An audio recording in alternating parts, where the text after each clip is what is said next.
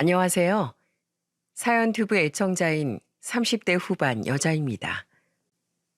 물론 이곳 채널의 사연들이 유독 감동적이고 재미있는 거 맞지만 제가 애청자가 된 데엔 조금 특별한 이유가 하나 있어요. 바로 이곳엔 고아였던 분들의 사연이 제법 많았기 때문입니다. 왜냐하면 저 또한 그분들처럼 고아로서의 삶을 살았거든요. 저와 비슷한 처지였던 다른 분들의 이야기를 들을 때마다 저는 함께 공감하며 가슴 아파하기도 했고, 결말이 훈훈하면 마치 제 일인 것처럼 저 또한 들뜨고 희망이 차오르곤 했어요. 그래서 이번엔 저 같은 일을 겪은 사람도 있다고 공유해보고 싶어 이렇게 사연을 보내게 되었습니다. 제가 처음부터 고아였던 건 아니었어요. 8살 때까진 엄마, 아빠 이렇게 세 식구가 함께 살았고, 이후엔 무능력하고 집안일엔 관심이 없던 아빠와 이혼한 엄마가 절 혼자서 키워주셨죠. 그리고 아빠는 엄마 이혼한 지 1년 뒤 오토바이에 치여 그만 일찍이 숨을 거두셨다더군요. 찢어지게 가난했던 엄마는 공장 일을 다니며 절 힘들게 키우셨습니다. 그리고 제가 10살이었던 어느 봄날 엄마는 돌연 절 보육원에 맡기곤 눈물을 흘리며 그곳을 떠나셨어요. 저는 몇 날 며칠을 밥도 먹지 않고 학교에도 가지 않고 울었습니다. 제겐 세상 전부와도 같았던 엄마가 절 버렸다는 사실을 도저히 받아들일 수가 없었죠. 그리고 6개월 뒤 저는 보육원 원장님에게 아주 충격적인 소식을 듣게 되었어요. 엄마가 병으로 세상을 떠났다는 이야기를 말입니다. 유정아, 사실은 어머님이 많이 아프셨어. 그래서 그나마 기운이 있을 때 유정이 널 이곳에 맡기신 거야. 엄마가 돌아가셨다는 소식은 저에게 엄청난 충격이었습니다. 2번 다시 엄마가 절 데리러 오지 못하게 되었다는 현실은 저에게 굉장한 절망감을 안겨주었죠. 그날 전 정말로 고아가 되어버리고 만 겁니다. 저는 보육원에서 외톨이였어요. 전 보육원 아이들과 어울리고 싶지 않았거든요. 그들과 어울리는 순간 제가 저들과 같은 처지라는 걸 인정하는 것 같아서요. 제가 고아라는 사실과 앞으로 이 보육원이 내 집이라는 현실을 전 도저히 받아들일 수가 없었죠. 게다가 자꾸만 어두워져 가던 저는 고아인데다 음침하기까지 하다는 이유로 중학교에 들어가서까지 왕따를 당했습니다. 그런 제가 단 한 명 마음을 열게 된 사람이 있었어요. 그 사람은 바로 오래도록 보육원으로 봉사활동을 나왔던 한 아주머니였죠. 처음 아주머니를 봤을 당시 아주머니는 40대 후반이셨는데 항상 오시면 우리에게 맛있는 음식이나 과자를 사다 주셨어요.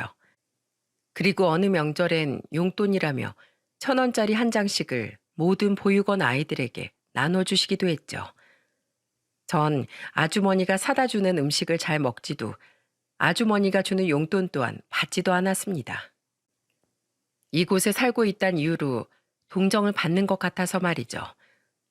그 마음 따뜻했던 아주머니는 처음 본 지 몇 년이 되도록 보육원에 적응하지 못하던 제가 신경 쓰이셨는지 제게 잘해주려고 무척이나 애를 쓰셨어요.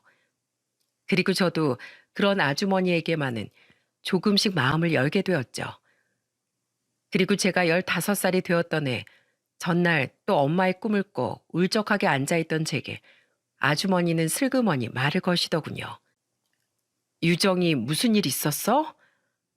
그런데 아주머니의 목소리가 너무 따뜻했던 탓인지 갑자기 눈물이 나더라고요. 저는 보육원에 맡겨진 뒤 꾹꾹 눌러왔던 서러움을 처음으로 입 밖에 내고 말았습니다.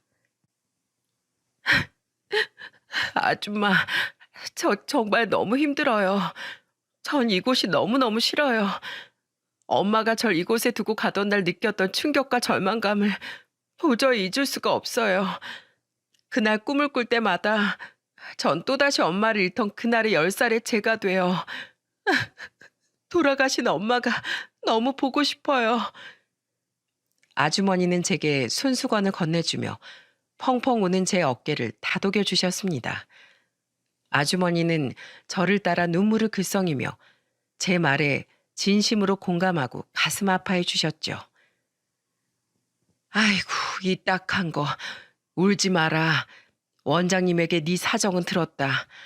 어린 날 여기 두고 세상을 떠나야 했던 네 엄마 심정이 어땠을까 생각하면 이 아줌마 가슴이 너무 미어지는구나. 그리고 아주머니는 저에게 자신이 보육원으로 봉사를 오게 되기까지의 사연을 말씀하기 시작하셨어요. 중학생이었다곤 하나 아직 어렸던 제가 듣기에도 아주머니의 사정은 너무 가슴 아프고 딱하더라고요. 이 아줌마도 아들이 하나 있었다. 그런데 아들이 12살이 되던 해 남편이 사고로 그만 세상을 떠났어. 가뜩이나 가난한 살림에 남편까지 그렇게 되니 아무리 돈을 열심히 벌어도 월세 내고 아들 먹여 살리기가 너무 힘들더구나. 심했던 땐 아들 급식비도 제대로 내지 못해서 일하던 식당 사장님에게 손을 벌려야 했지. 결국 난 아들을 보육원에 맡기기로 결정했어. 돈을 모아서 다달이 월세가 나가지 않는 전셋집이라도 하나 구할 때까지만 아주 잠시만 맡겨놔야겠다고 생각했어. 아들은 보육원에 가기 싫다고 자길 버리지 말아달라고 내게 엉엉 울며 애원했지만 나는 미래를 기약하며 그런 아들을 애써 떼어놓고 돌아와야 했지. 아주머니 아들은 16살에 갑작스러운 병으로 세상을 떠났다더군요. 그 말을 하던 아주머니는 차오르는 눈물을 애써 참으며 먹먹한 목소리로 말을 이으셨죠. 딱 1년이면 아들을 데려갈 수 있었는데 아들은 그 1년을 기다려주지 못했어. 아들 시신을 부여잡고 아줌마가 얼마나 오열을 했는지 모른다. 아들이 날 얼마나 원망하며 죽어갔을지, 마지막까지 얼마나 외로웠을지 생각하면 지금도 내 눈에서 피눈물이 나. 그런데 뒤늦게 후회한들 그게 다 무슨 소용이었겠니? 이미 아들은 세상에 없는데 보육원이란 곳은 그렇게 나에게 세상에서 가장 아픈 장소가 되어버렸어. 유정이 너한테 보육원이 영원히 끔찍한 곳으로 남아버린 것처럼 말이야. 이후 집도 구하고 시장에 도가니탕 집도 차리며 어느 정도 먹고 살만해진 아주머니는 그때부터 보육원으로 봉사를 다니기 시작하셨다더군요. 세상을 떠난 아들과 같은 처지에 놓인 보육원 아이들이 너무 딱하기도 했고 아이들을 돌보다 보면 조금이나마 아들에게 속지 않은 마음이 들기도 했다면서요. 아주머니의 이야기를 듣다 보니 어느샌가 저도 모르게 아주머니의 손을 꼭 잡고 있더라고요. 뒤늦게 손을 본 저는 민망한 표정을 지었고 아주머니는 그런 제 손등을 쓰다듬으며 이렇게 말씀하셨습니다. 유정아, 난 너만 보면 우리 아들 생각이 난다. 우리 아들도 너처럼 내가 아들을 보러 갈 때마다 외톨이처럼 따로 떨어져 있었거든. 그 보육원 원장님이 말하길 아들은 자긴 고아가 아니라고 거기 있는 아이들과 자신은 다르다면서 그곳 아이들과 어울리길 싫어하더래. 세상에 대한 마음을 닫아버리고 스스로 외톨이가 되어버린 거지. 마치 유정이 너처럼 말이야. 그래서 난 유정이 너만 보면 꼭 내 아들 같아서 너무 마음이 아파. 그러니까 유정아, 보육원이 그렇게 싫으면 이 아줌마랑 같이 살래? 그렇게 저는 15살의 나이에 아주머니를 따라 보육원을 나오게 되었습니다. 아주머니의 사정은 제가 상상했던 것보다 많이 열악했어요. 아주머니의 식당은 테이블 5개 정도의 작고 낡은 곳이었고 방 2개짜리 빌라는 전세였죠. 사정은 좀 어려웠지만 아주머니와의 생활은 굉장히 행복했습니다. 저는 아주머니가 살던 지역에 중학교로 전학을 갔고 그곳에서 처음으로 친구들을 사귈 수 있었어요. 저는 더 이상 보육원에 사는 고아가 아니었고 아주머니라는 든든한 가족이 생겼다는 사실만으로도 제 마음은 한층 밝아져 있었거든요. 그리고 언제부턴가 자연스럽게 전 아주머니를 엄마라고 부르게 되었습니다. 제겐 그렇게 두 번째 엄마라는 행운이 찾아와 준 거죠. 가난한 환경에서도 엄마는 제 공부에 대한 지원을 아끼지 않으셨습니다. 그런 엄마를 실망시키기 싫어 저는 이를 악물고 공부했죠. 덕분에 서울의 한 대학교를 졸업한 전 2년간의 고시 공부 끝에 마침내 공무원이 되었어요. 저는 30대 초반에 지인의 소개로 만난 남편과 결혼을 하게 되었습니다. 남편은 작은 회사를 다니던 평범한 집안의 사람이었는데 성숙하고 착한 심성을 가졌었어요. 어느 날 제 가정사를 다 들은 남편은 다른 남자들처럼 절 동정하지도 혹은 제 가정사를 약점 삼아 절 휘두르려고 하지도 않았습니다. 그저 저에게 장하다, 잘 견뎌내서 멋지다 라고 말해주었죠. 저는 이런 사람이라면 제 인생을 믿고 맡겨봐도 될 것 같다는 생각에 1년여의 연애 후 남편의 청혼을 받아들였어요. 상견례 전 남편은 제게 시모에 대한 이야기를 해주었습니다. 여동생이 둘 있었던 남편은 시모가 3남매 중 유독 자신에게 집착이 심하다고 털어놓았어요. 9살 때 큰 병에 걸려 1년간 병원에서 생사를 오갔던 적이 있는데 그때 자식을 잃을 뻔했던 트라우마가 시모에게 너무 심했던 것 같다고요. 나보다 일찍 결혼한 내 여동생들은 집에도 잘 안 와. 그런 엄마한테 질려서 엄마를 너무 싫어하거든. 남편의 말에 조금 걱정했지만 다행히 상견례 분위기는 적당히 훈훈했어요. 크게 무리한 언사도 없었고 지나치게 호의적이지도 않은 무난한 분위기로 상견례는 마무리되었거든요. 양가의 사정이 둘 다 빠듯했던 터라 저와 남편은 둘이 모은 돈과 대출을 껴서 아파트 전세를 얻었습니다. 당시 시모는 저와 남편에게 합가를 하자고 얘기했었는데 남편은 그런 시모의 권유를 무 자르듯 싹둑 거절하더군요. 자신이 불편해서라고 말을 하긴 했지만 저는 남편의 행동이 전부 절 위한 거라는 걸 잘 알 수 있었어요. 결혼 초기엔 시모의 집착이 어느 정도일지 잘 상상이 되지 않았습니다. 하지만 해가 거듭될수록 시모의 남편에 대한 집착은 점점 더 절 지치게 만들더군요. 예, 세아가 우리 동석이 저녁에 영양제 챙겨줬니? 죄송해요, 어머님. 저 지금 회식 때문에 밖이라서 잘 모르겠어요. 뭐? 결혼한 애가 남편 밥도 안 챙겨주고 어디 밖을 나돌아다니고 있어? 너 당장 집 들어가서 동석이 밥 챙겨주고 다시 나가던가 말던가 해. 어머님, 죄송한데 저도 오늘 하루 종일 힘들게 일했고 끝나고서도 회식 때문에 집에 가서 쉬지도 못하고 있어요. 어머님이 남편 걱정하시는 마음 충분히 이해하는데요. 어머님도 오늘은 저 좀 이해해 주세요. 다음부턴 지금까지보다 남편 먹는 거에 더 신경 쓸게요. 어머님, 저 오래 못 나와 있어서 다시 들어가 봐야 돼요. 다음에 다시 전화 드릴게요. 죄송해요. 예, 예. 처음엔 저도 시모를 이해해 보려고 노력했어요. 영원히 잃을 뻔했던 아들이었으니 애착이 심해질 수밖에 없었겠지 싶었으니까요. 하지만 시모의 말과 행동은 날이 갈수록 심해졌습니다. 예, 너 냉장고 사진 좀 찍어서 보내봐라. 우리 아들이 평소에 뭐 먹고 다니는지 내가 좀 봐야겠다. 냉장고 정리는 어떻게 하고 있는지, 살림은 잘하고 있는지 내가 확인해 봐야겠어. 반찬통 뚜껑들도 죄다 열어서 소개된 내용물 사진까지 다 보내야 한다. 한숨이 나왔습니다. 학창시절 왕따 당할 때도 안 당했던 괴롭힘을 이제야 당하는 느낌이었죠. 시모는 매일같이 제게 전화해 남편의 저녁 식단, 먹는 영양제 제조사명과 남편 칫솔의 청결한 상태, 심지어는 그날 남편이 입은 속옷 색깔과 그 속옷의 해짐 정도까지 아주 세세하게 저에게 물어보고 사진까지 찍어 보내라고 했어요. 장장 5년의 세월 동안 말입니다.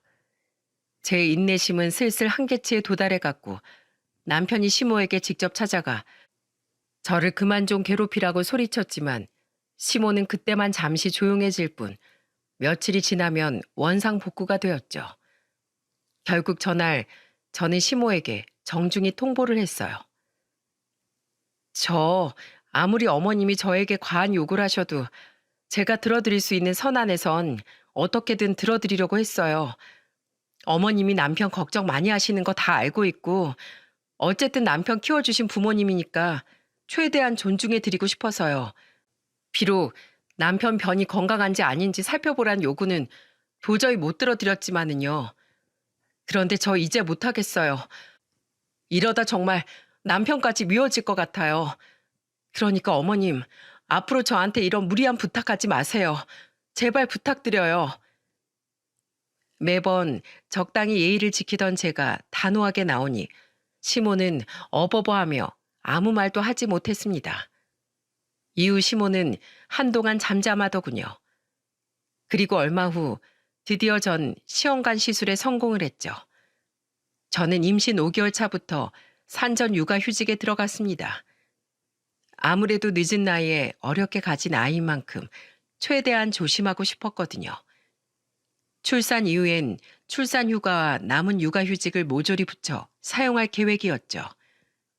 그렇게 휴직을 막 시작했던 어느 날 낮에 누군가 저희 집 초인종을 누르더라고요. 찾아올 사람도 올 택배도 없어 저는 의아해하며 인터폰을 켰습니다. 그리고 집 앞에 찾아온 사람은 바로 시모였어요. 어머님이 갑자기 연락도 없이 어쩐 일이세요? 우리 이 아파트 단지 바로 옆 빌라로 이사 왔다. 아무래도 네가 임신하면 우리 동석이 챙기는 일을 소홀히 할 것 같아서 겸사겸사 바로 옆으로 왔어. 청천벽력 같은 그 소식을 들은 순간 저는 정말 기절하는 줄 알았습니다. 그런데 시모가 이사를 온 후 가장 큰 문제는 갑자기 시작된 시모의 질투였어요. 그것도 남편과 제 사이가 아닌 저와 친정엄마의 사이를 말이죠. 얘, 너 어디니? 저 친정엄마 집에 잠깐 와 있어요. 엄마랑 같이 점심 먹고 가려고요. 뭐? 또? 넌 왜 쉬려고 휴직했다 내가 시도 때도 없이 거길 가 있어? 요즘 친정 가는 횟수가 너무 잦은 거 아니니? 주말엔 우리 동석이까지 끌고 가던데 너 우리랑 멀리 떨어져 살 때도 이랬어? 어머님, 저번에도 말씀드렸잖아요. 요새 엄마 몸이 많이 안 좋으셔서 몇 달 전엔 가게도 접으셨다고요. 자식으로서 엄마가 너무 걱정돼서 요즘 좀 많이 찾아뵙는 거예요. 어머님, 아버님하고는 일주일에 한 번씩 꼬박꼬박 식사하잖아요. 아, 시집 갔으면 죽어서도 시댁 귀신이지. 어딜 친정을 제 집 드나들듯 드나들어. 왜 나보다 네 엄마를 더 신경 쓰느냐 말이야.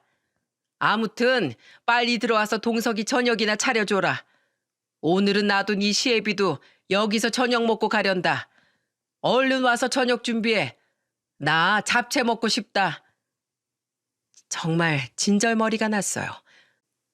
통화가 끝나고 저는 엄마가 괜히 걱정할까봐 애써 표정 관리를 하며 방에서 나갔습니다. 가뜩이나 제 걱정 많이 하는 엄마에게 더 걱정거리를 안겨줄까봐 시모의 이야기를 엄마에게 한 적이 없었거든요. 시모의 저에 대한 집착과 친정 엄마에 대한 질투는 계속됐습니다. 도대체 왜 제가 저희 엄마에게 잘하면 안 된다는 건지 이해할 수가 없었어요. 시모가 다녀가거나 시모와 통화하기라도 하면 스트레스로 배가 뭉치는 느낌이 들어 정말 미칠 것 같았죠.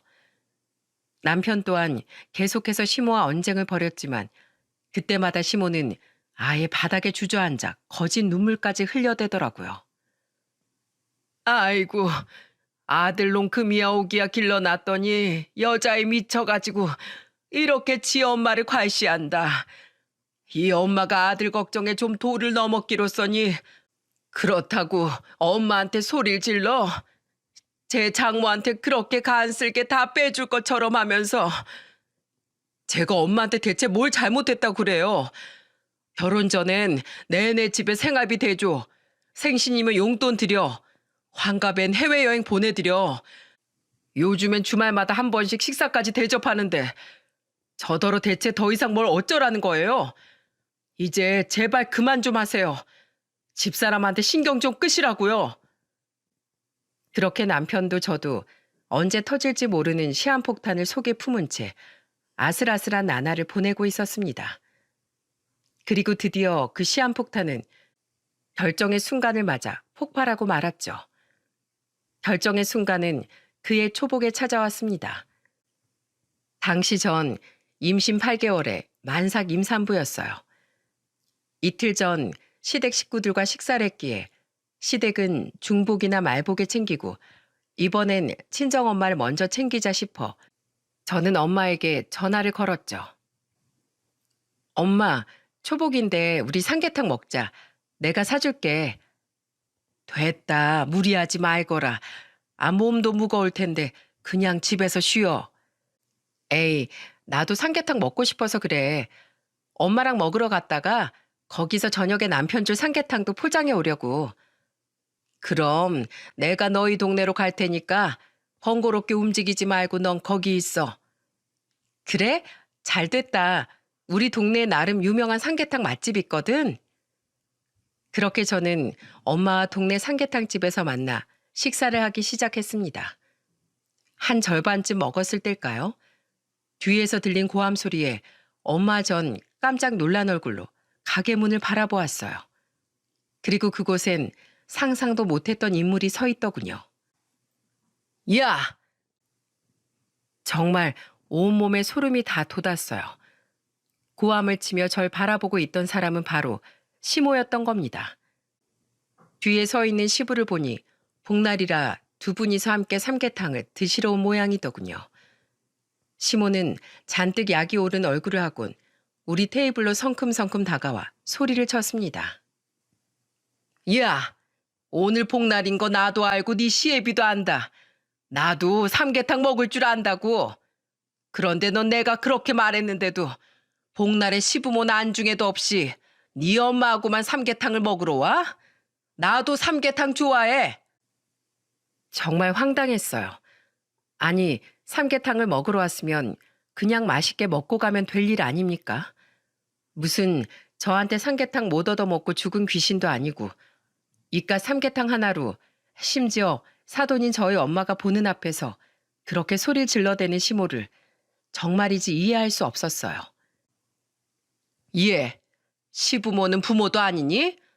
며느리라고 하나 있는 게 틈만 나면 친정 문턱을 넘나들더니 아주 시부모 알길 우습게 알지? 너 지금 일도 안 하는데 이거 다 내 아들이 힘들게 번 돈으로 네 엄마 사 먹이는 거잖아. 따지고 보면 피 한 방울 안 섞인 저 노인네한테 귀한 내 아들 돈을 써? 사부인, 아니 아줌마. 아줌마도 그래요. 아줌마 배 아파서 난 딸도 아니면서 왜 이렇게 내 며느리를 귀찮게 불러대요? 어디 보육원에서 고아 한 명 데려와가지고 늙음하게 대리효들 받으려고 그래? 상견례 자리에서 처음 봤을 때부터 사실 마음에 안 들었어. 어디 친엄마도 아니면서 꼬박꼬박 내 아들한테 장모 대접을 받으려고 들어? 동석이가 그렇게 결혼을 하고 싶대서 좀 참고 잘해줬더니만 그 은혜를 이렇게 갚어? 듣자 하니 정말 더 이상은 못 참겠더군요. 저를 못 살게 구는 건 어떻게든 참아볼 수 있었습니다. 하지만 다른 사람도 아닌 저희 엄마에 대해 막말하는 것만은 도저히 두고 볼 수 없었죠. 저는 자리를 박차고 일어나 시모에게 마구 따져대기 시작했어요. 어머님, 무슨 말씀을 그렇게 하세요? 정말 해도 해도 너무하시는 거 아니에요? 저희 엄마가 누굴 귀찮게 해요? 안 오시겠다는 거 제가 전화로 부탁해서 겨우 나와주신 건데. 그리고 이거 제 돈이거든요? 유급 휴직해서 다달이 들어오는 제 돈이요. 그리고 우리 엊그제 같이 식사했잖아요. 안 그래도 중복이나 말복된 두 분 모시고 또 삼계탕 먹으려고 했어요. 남편도 모자라 왜 저한테까지 이렇게 집착을 하세요? 왜 말도 안 되는 트집을 잡아서 저희 엄마를 욕보이시냐고요. 저희 엄마가 저를 어떻게 키우셨는데 뭐 대리효도요? 은혜가 어쩌고 어째요? 당장 저희 엄마한테 사과 못하세요? 그걸 내가 어떻게 믿어? 그리고 저 노인네가 네 친모 아닌 거 맞잖아. 고아들은 이래서 문제야. 조금만 잘해주면 아주 껌뻑 죽어서 대신 죽어달라면 죽는 신용까지 할 기세지.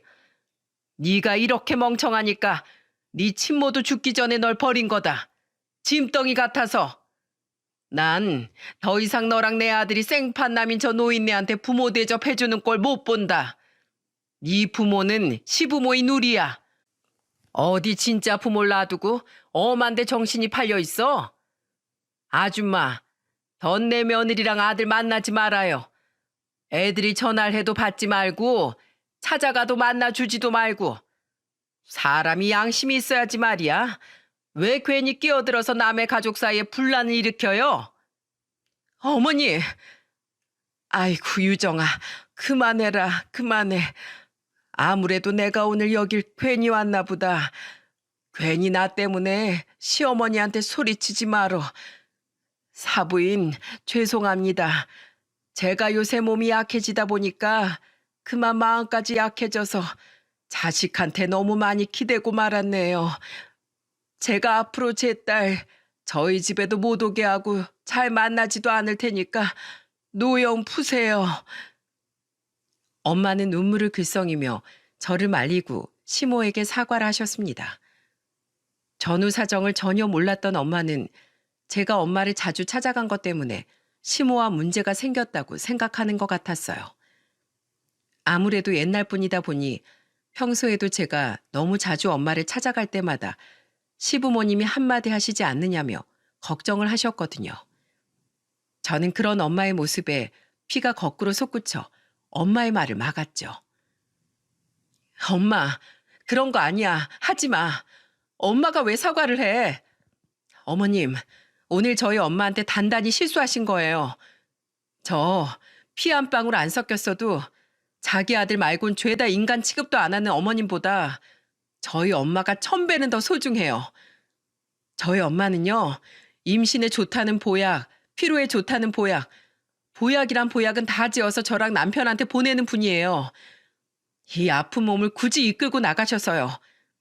그런데 어머님은 남편 잘 챙기라고 닥달만 하실 줄 알지 언제 며느린 절 위해서 보약은커녕 과자 하나라도 사주신 적 있으세요? 왜 자꾸 며느리에게 뭔가를 바라기만 하세요? 항상 절 괴롭히고 의심하고 저희 친정엄마 질투나 하시고 5살 먹은 어린애도 어머님처럼 굴진 않을 거예요. 저 정말 어머님 때문에 노이로제 걸려서 미쳐버릴 것 같아요. 제발 어른이면 어른답게 좀 행동하세요. 저는 머리를 쥐어뜯으며 소리쳤습니다. 하지만 시모는 이전에 한번 제가 화를 내는 모습을 봐서 내공이 생긴 건지 이번엔 당황하는 기색조차 없었어요. 시모는 저를 죽일 듯이 노려보더니 갑자기 저에게 온갖 육두문자를 남발하기 시작하더군요. 정말 차마 이곳에 적을 수조차 없는 쌍욕들을 시모는 랩이라도 하는 듯 속사포처럼 뱉어냈습니다. 무려 거의 10분가량을 말이죠.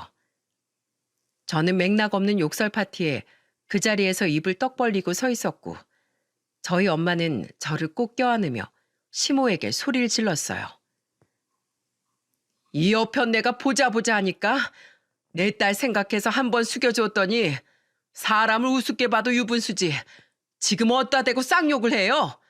그만 못해 이 정신 나간 여자야? 꽂아놓은 보리자루 같은 시부는 모기만한 목소리로 여보 그만해 하며 시모를 말리는 척하더니 눈치를 보다 혼자서 식당을 쓱 나가버렸습니다.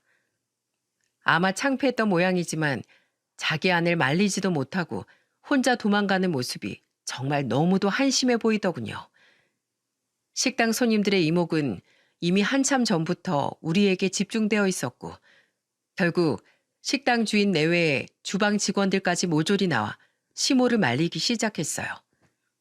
하지만 시모는 귀신이라도 들린 사람처럼 눈을 까뒤짓고 욕설을 멈출 줄을 몰랐죠. 그리고 저는 그만 머리가 핑 돌아 그 자리에서 쓰러지고 말았습니다. 유정아. 어디서 쇼야? 그런다고 내가 속을 것 같아? 사장님, 119 좀 불러주세요. 희미해지는 의식 너머로 다급한 엄마의 외침과 시모의 비아냥거림이 다 들리더군요. 그리고 다시 눈을 떴을 때 저는 응급실 침대 위에 누워 있었어요. 아휴, 유정아, 괜찮니? 엄마는 제 손을 잡고 엉엉 울고 있었습니다. 저는 눈을 뜨자마자 아이가 괜찮은지부터 물어봤어요. 너도 아기도 다 괜찮대. 몸도 약해진 데다 너무 놀라서 쓰러진 거니까 이 링거 다 맞고 충분히 쉬다가 돌아가면 된대. 아이고 이거사, 이 엄마가 얼마나 놀랐는지 알아? 너 여태 네 시어머니 때문에 그렇게 많이 힘들었던 거야? 왜 엄마한테 말을 안 했어? 어? 미안해 엄마. 난 그냥 엄마가 걱정할까 봐 많이 놀랐지. 네가 지금 내 걱정할 처지야? 아이고 속상해. 너 얼른 여태 있었던 일 죄다 말해봐라. 이 엄마가 너한테 무슨 일이 있었는지 정확히 좀 알아야겠다. 결국 저는 엄마에게 결혼 후 시모에게 시달렸던 모든 일들을 털어놓았어요. 제 이야기를 들을수록 엄마의 표정은 점점 더 굳어졌죠. 그때였습니다. 응급실 입구에서부터 누군가 헐레벌떡 뛰어들어오며 주위를 두리번거리더군요. 그 사람은 바로 아직 회사에 있어야 할 남편이었어요. 남편은 저를 발견하더니 얼른 저에게 달려왔고 제 몸 상태부터 살피더군요. 여보, 몸은 괜찮아? 아기는 무사하대? 나도 아기도 괜찮아. 근데 이 시간에 당신은 여기 어떻게 왔어? 내가 불렀다. 일이고 뭐고 당장 튀어오라고 말이야. 엄마는 잔뜩 낮아진 목소리로 제 말에 대답하셨습니다.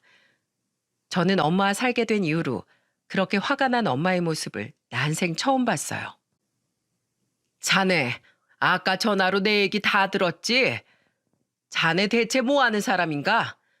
그렇게 우리 딸 평생 고생 안 시키고 잘해주겠다더니 자기 엄마 하나를 못 막아서 내 딸이 결국 이렇게 쓰러지게 만들어? 평소에 나한테 잘하면 뭐하나? 우리 딸 마음고생을 이렇게 시켰는데. 죄송합니다, 장모님. 제가 진즉에 저희 엄마를 어떻게든 떼어놓았어야 했는데 제가 너무 안일했어요. 여보, 정말 미안해. 앞으로 어떻게 할 셈인가? 난 이대론 내 딸 자네한테 못 보내네. 도저히 못 믿어서 자네한테 내 딸 못 맡겨. 자네가 확실한 대책을 찾아올 때까지 내 딸은 내가 데리고 있겠네. 어영부영 넘어갈 생각은 꿈도 꾸지 말어. 아무리 만삭이 다 됐다고 해도 계속 지금 같은 상태라면 난 차라리 내 딸 자네랑 이혼시킬 셈이네. 알았어? 엄마는 친정까지 바래다 준다고 울먹이던 남편을 뿌리치고 저를 택시에 태워 함께 친정집으로 돌아왔습니다. 저는 그곳에 여전히 남아있는 제 방 침대에 누워 엄마의 보살핌을 받으며 놀란 몸과 마음을 진정시킬 수 있었죠. 그리고 이틀 뒤 저녁 남편은 친정으로 찾아왔습니다. 엄마는 그런 남편을 못마땅하게 바라보며 말씀하셨어요. 그래, 뭐 대책은 좀 강구해 왔나? 네, 장모님. 저 오늘 회사에 휴가 내고 저희 부모님 댁에 다녀왔습니다. 저희 엄마와 절연할 거예요. 집에도 확실하게 통보하고 왔습니다. 절연? 그 순둥이 같은 자네가? 엄마는 남편을 못 믿어온 듯 바라보셨고 남편은 그런 엄마에게 굳은 표정으로 고개를 주워기더군요. 네, 저도 이미 몇 차례 엄마에게 경고를 했었어요.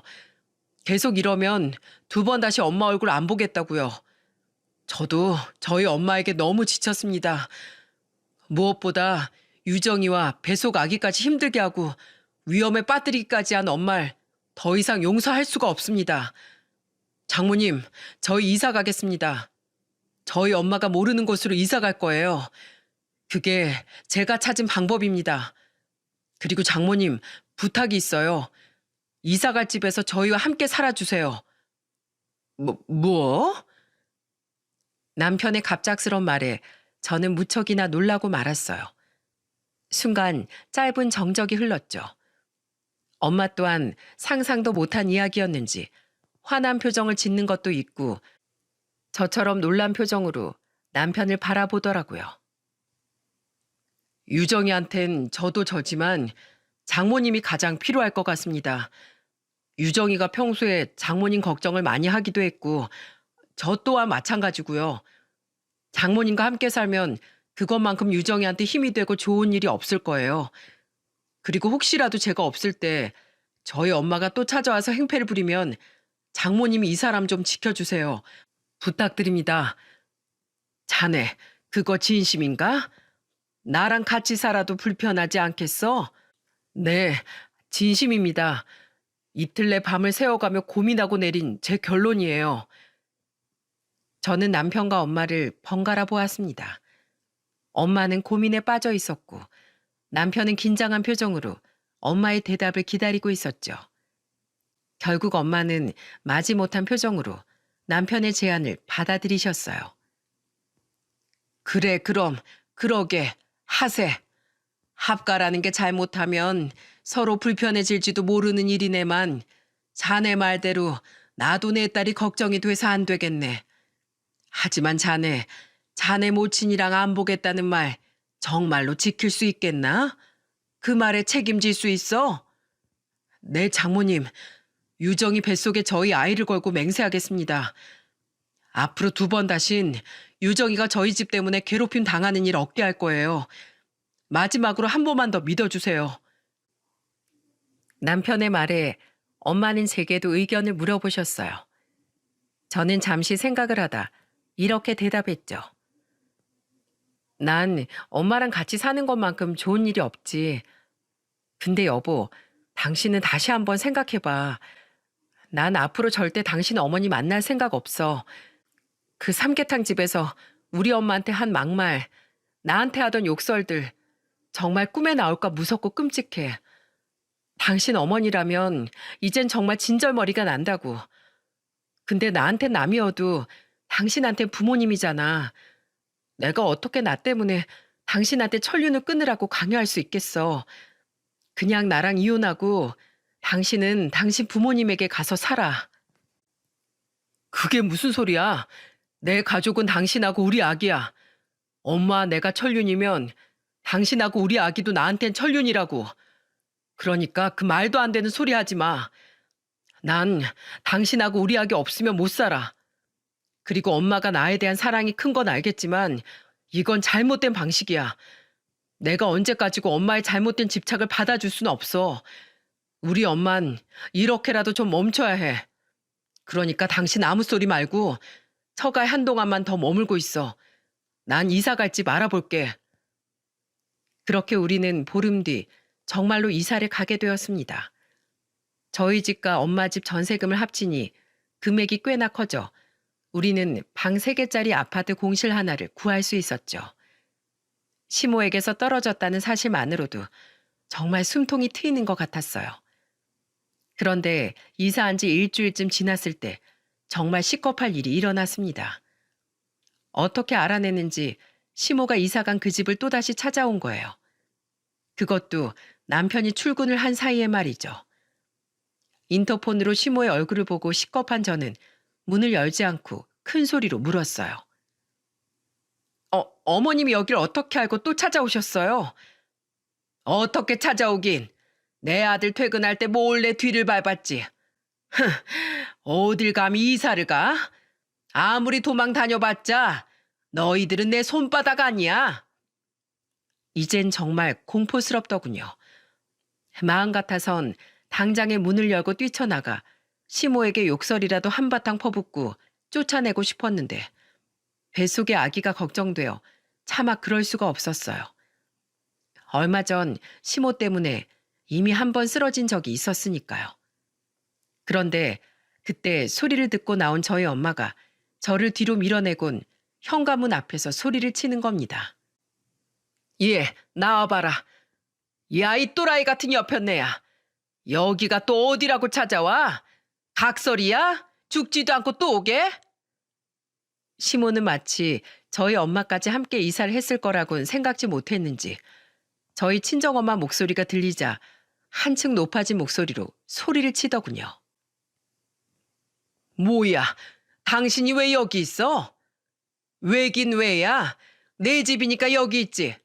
당장 안 돌아가? 뭐? 야, 너희 내가 합가하자고 할 땐 곧 죽어도 싫다고 난리치더니 이젠 피도 안 섞인 이 노인네를 집에까지 들여? 이것들을 그냥 당장 문 열어. 나 문 열어줄 때까지 절대 안 가. 못 가. 저게 진짜 보자 하니까 끝까지 정신을 못 차리네. 엄마는 잔뜩 화가 난 표정으로 화장실로 달려갔습니다. 그리고 화장실에서 나온 엄마의 손엔 커다란 대야가 들려 있었어요. 대야 안엔 글쎄 물이 거의 가장자리까지 꽉 차서 출렁거리고 있더라고요. 예, 유정아, 너 얼른 문 좀 열어봐라. 아, 무거워, 얼른. 어? 저는 얼떨결에 엄마가 시키는 대로 현관문을 열었습니다. 그리고 시모가 저희 집에 들어올 새도 없이 엄마는 곧장 그 물을 시모에게 확 뿌려버렸죠. 아유, 차가워. 뭐야 이게. 이거나 먹고 떨어져라. 찬물 맞고 정신 좀 차려. 한 발짝만 여기 더 들어와 봐라. 사람을 우습게 봐도 유분수지. 나 시장통에서 몇십 년을 살아남은 여자야. 니까지 건 힘으로 못 이겨도 니 팔뚝 살덩이쯤은 이로 확 물어 뜯어버릴 수 있어. 엄한 데 와서 니 자식이란 며느리 괴롭혀대지 말고 넌 병원 가서 치료부터 좀 받아라 이 또라이야. 정신병원으로 꺼져버려. 또 오기만 해. 그땐 네 팔뚝 아래 속살이 얼마나 시뻘건지 내가 직접 보여줄 테니까. 우와, 정말 제 속이 다 후련하더군요. 저는 엄마가 저렇게까지 여장부가 된 사람인 줄 정말 몰랐어요. 깡마른 몸으로 그 무거운 대야는 대체 어떻게 들고 던지기까지 한 건지 감탄이 나올 정도였죠. 역시 자식에 대한 부모의 사랑은 대단하고 위대한 거더라고요. 당신 두고 봐. 내가 정말 가만 안 둘 거야. 비 맞은 생쥐꼴이 된 시모는 저희 엄마에게 세상에서 가장 없어 보이는 한마디를 남기곤 울먹이면서 도망을 갔습니다. 양손으로 자신의 팔뚝을 감싸며 말이죠. 이후 저희 엄마가 무섭긴 무서웠던 모양인지 시모는 한동안 정말로 우릴 찾아오지 못했어요. 저녁에 이야기를 들은 남편은 그래도 불안했던 모양인지 경찰을 통해 접근 금지 신청을 해놓더군요. 저는 한 달 뒤 잘생긴 아들을 낳게 되었습니다. 어렵게 얻은 만큼 너무도 소중한 우리의 자식이었죠. 그리고 우리만큼 기뻐했던 사람은 당연히 저희 엄마였어요. 참 장군감처럼 생겼다. 엄마는 저희 아들을 보면서 좋아서 어쩔 줄 모르시다가도 먼저 세상을 떠난 아들 생각이 나셨는지 몰래 눈물을 훔치시기도 했어요. 저는 그런 엄마를 가만히 안고 이렇게 말했습니다. 나는 엄마 오래오래 살게. 그러니까 엄마도 계속 병원 잘 다니고 우리랑 오래오래 건강하게 살아야 돼. 알았지? 우리 그렇게 서로 오랜 시간 동안 옆에 있어주자. 남편은 그때 그 일 이후 1년이 지났지만 아직도 정말로 시모와 왕래를 안고 있습니다. 생신이든 명절이든 시댁엔 일절 발걸음을 하지 않았죠. 소식을 들은 시누이들은 저에게 전화를 걸어 잘했다고 말해주었어요. 새언니, 그런 일이 있었는데 우리가 도움이 못 돼서 죄송해요. 엄마는 혼 좀 나봐야 돼요. 그래도 그 순둥이 오빠가 그런 결단을 내렸다는 건 좀 놀랍네요. 이번엔 도움이 못 됐지만 앞으로 꼭 도움 필요한 일 있으면 저랑 언니한테 언제든 연락하세요. 저흰 항상 새언니랑 오빠 편이에요. 마지막으로 시모는 한동안 남편에게 전화로 노발대발하더니 계속해서 남편이 만나주지도 연락을 받지도 않자 이제 문자로 남편에게 애원을 하고 있었습니다. 저는 시모의 번호를 차단해버려 전화는커녕 문자조차 받을 수 없었거든요. 동서가, 우리 손주는 잘 낳았니? 아들이냐, 딸이냐? 네 동생들한테 물어봐도 자기들도 너랑 연락을 안 한다고 하니 정말 답답하구나. 너희 집에 찾아가려고 해도 네가 날 경찰에 신고해 놔서 갈 수도 없고 정말 이 엄마랑 인연을 끊을 셈이야? 엄마가 잘못했다, 동서가. 앞으로 엄마가 며느리한테 절대 함부로 안 하고 너도 귀찮게 굴지 않을 테니까 제발 가끔 얼굴만이라도 보여주면 안 되겠니? 내가 며느리한테도 진심으로 사과할 테니 손주 한 번만 안아보게 해주면 안 되겠어? 동서가, 이 엄마가 너무 보고 싶다. 남편은 시모에게 연락이 오는 걸 제게 이야기해주지 않았지만 남편이 씻는 사이 온 시모의 문자를 저는 보고야 말았어요. 남편은 계속해서 시모의 연락을 무시하고 있는 모양이더라고요. 하지만 시모의 문자를 보았어도 저는 시모를 용서할 생각도 다시 얼굴을 마주할 생각도 없습니다. 아직도 제게 고아를 들먹이며 쌍욕을 하고 저희 엄마를 모욕하던 시모의 소름 돋는 모습을 잊지 못하고 있으니까요. 그리고 워낙 당한 것이 많아 시모의 저 말들이 진심이라는 생각도 들지 않습니다. 그래도 시모가 언젠간 정말로 정신 차리고 개과천선을 하면 좋겠다는 생각은 합니다. 저는 시모를 보지 않겠지만 어쨌든 남편을 낳고 정성으로 길러준 부모이니 정말로 새 사람이 된다면 남편에겐 잘된 일이라고 생각하니까요. 시부야 뭐 시모에게 휘둘리며 집안일을 워낙에 나몰라라 하던 분이니 남편의 일에 관심이 있긴 하실지조차 알 수 없네요. 여태 우리에게 연락 한 번 없었으니까요. 저는 일찍 쓴 육아휴직 때문에 아들을 낳은 후 약 8개월 뒤 복직을 하게 되었습니다. 저는 아들을 어린이집 영유아반에 보낼 예정이었는데 엄마가 극구 반대하셨어요. 집에 떡하니 외할머니가 있는데 왜 이 핏덩이를 어린이집에 맡겨? 하지만 엄마, 무릎도 그렇고 엄마 몸이 너무 안 좋잖아. 아서라, 내 손주 내 손으로 돌보련다. 넌 아무 걱정하지 말고 일이나 열심히 다녀. 엄마가 괜히 엄마니?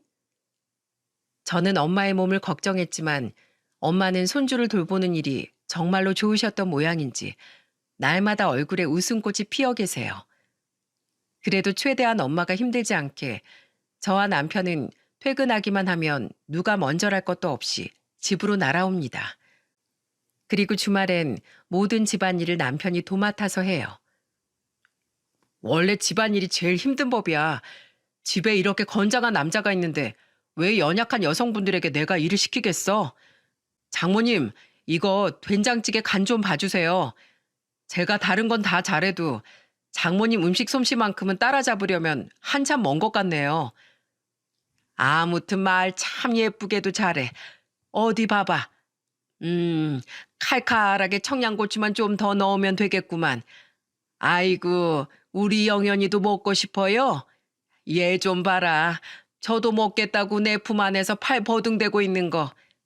아유, 이 코딱지만한 것이 언제 커서 또 결혼을 하겠다고 할까? 안 그러니? 그러게, 우리 영연이 다 자라서 장가 갈 때까지 우리 가족 전부 다 건강했으면 좋겠다. 우리 영연인 절대 외롭게 자라지 않았으면 좋겠어. 저는 그렇게 지금 세상에서 가장 행복한 나날을 보내고 있습니다. 가끔은 너무 행복한 나머지 이 행복이 언제 깨질까 싶어 불안하기까지 해요. 혹시 제가 아들을 두고 먼저 떠나버리는 일이 생기진 않을까 하는 막연한 두려움이 들기도 하고요. 그래도 저는 최선을 다해서 어렵게 손에 넣은 이 행복을 놓치지 않기 위해 엄마와 남편 그리고 우리 아들과 함께 열심히 살아가 보려 합니다. 조금 험난하긴 했지만 결국 행복을 찾은 제 사연이 다른 사연들처럼 많은 분들에게 조금이나마 힘이 되었을까요? 여러분, 고생 끝에 낙이 온다고 하죠? 남들과 출발선이 한참 달랐던 만큼 조금만 더 힘을 내서 열심히 살아간다면 저처럼 힘들게 자랐던 분들에게도 분명한 행복이 기다리고 있을 겁니다. 그리고 저와 같은 아들을 바라보는 분들께서도 고아라는 편견을 조금만 내려놓으시고 저희를 지켜봐 주신다면 저희가 행복을 찾아가는 길에 굉장한 힘이 될 거랍니다. 저희 시모와 관련된 사건이 또 생긴다면 그때 전 또다시 후기를 들고 이 사연 튜브에 찾아오도록 하겠습니다. 여기까지 제 사연을 경청해 주신 모든 분들께 감사드려요. 모두들 행복하세요.